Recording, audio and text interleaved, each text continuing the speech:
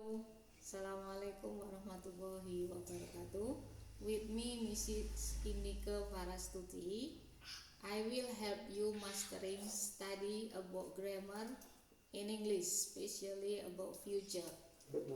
Okay, future we are going to study.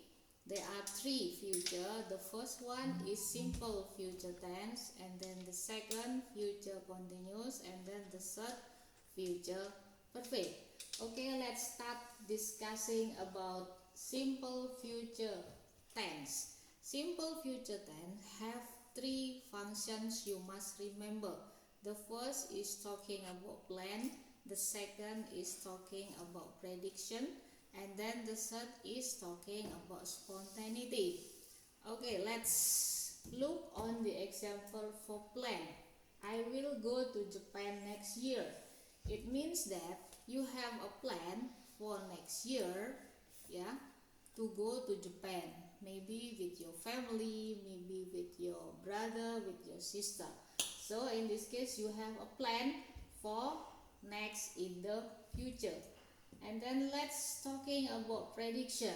Prediction meaning that you can predict about something will be happen next in the future because you have a clue.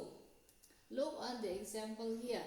According to the weather news, Jakarta will be cloudy tonight. So in this case, the weather news have a clue, yeah. Maybe the cloud is very dark, yeah.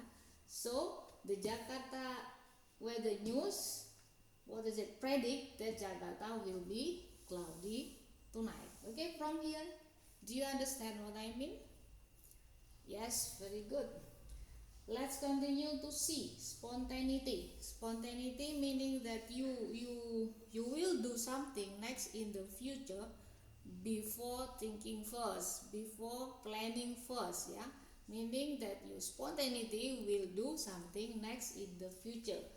Okay, please look on the example here. Dialogue between Rudy and Woody. Rudy said, I don't understand with Mr. John's homework. And then Woody said, ask your friend, bro. He will help you. He will help you meaning that friend will help you spontaneity without planning, without thinking first. Okay. Okay, let's talking about the second future. Future continuous tense is used to show activity that is in progress at a certain time in the future.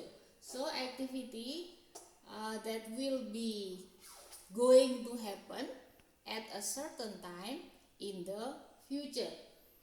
Okay, to make you understand, would you please look the example here? I will be attending a party here at 10 a.m. tomorrow. Meaning that at the same time as now, tomorrow, yeah, you will be attending a party at 10 a.m. tomorrow. So in the same place and then in the same time tomorrow you will be attending a party, right? Okay, next, the last. Yes, last. The last is talking about future perfect tense. Future perfect tense is also has different function with two of them, yeah.